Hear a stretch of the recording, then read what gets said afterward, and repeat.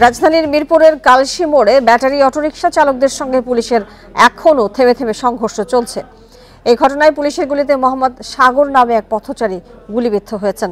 এর আগে চালকরা সড়ক অবরোধ, বিক্ষোভ এবং যানবাহনে বিচ্ছিন্ন ভাঙচুর করেন। বিকেলে কিছু সময়ের জন্য পরিস্থিতি শান্ত হলেও পরে কালশি মোড়ে পুলিশ বক্সে আগুন দেন অটোরিকশা চালকরা। পুলিশ টিয়ার শেল নিক্ষেপ করে পরিস্থিতি নিয়ন্ত্রণে আনলেও গাড়ি চলাচল বন্ধ রয়েছে। এ নিয়ে আরও জানাতে ঘটনাস্থল থেকে যোগ দিচ্ছেন সহকর্মী আনোয়ার সাদাত নূর।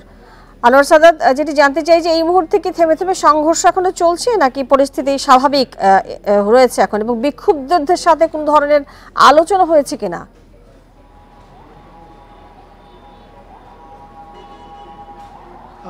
এই মুহূর্তে আমি আছি কালশি মোড়ে, কিছুক্ষণ আগেই যেখানে বিক্ষোভকারীরা অবস্থান নিয়েছিলেন এবং পুলিশের সাথে কিছুক্ষণের জন্য ধাওয়া পাল্টা ধাওয়া হয়ে গেছে। তার আগে এখানে যে পুলিশ বক্স আছে সেই পুলিশ বক্সে বিক্ষোভকারীরা আগুন দিয়েছিল।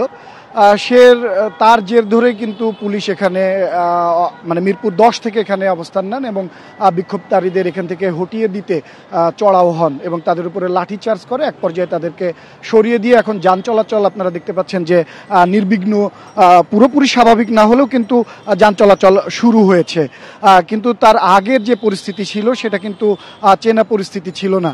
রাজধানীর কালশি কিছুক্ষণের জন্য কিন্তু বলা যায় যে সংঘর্ষ স্থল হয়ে উঠেছিল।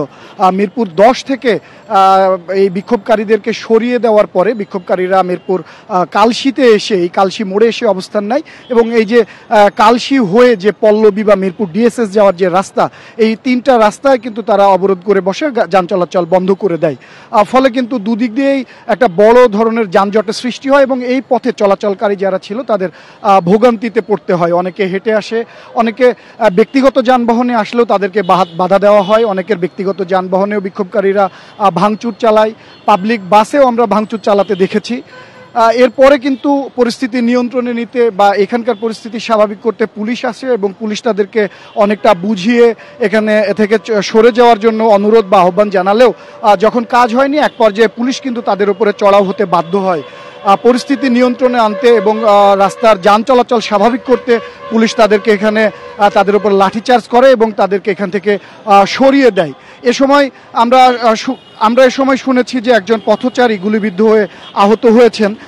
পরবর্তীতে আমরা দেখি যে এখানকার স্থানীয় সংসদ সদস্য তিনি আসেন এবং যে বিক্ষোভকারী বা আন্দোলনরত শ্রমিক ছিলেন তাদের সাথে তিনি কথা বলেন যে কিভাবে সমস্যার সমাধানে যাওয়া যায়, সে ধরনের আশ্বাস তিনি দিয়েছেন এবং বিক্ষোভকারীরাও আন্দোলন থেকে আপাতত সরে দাঁড়িয়েছেন।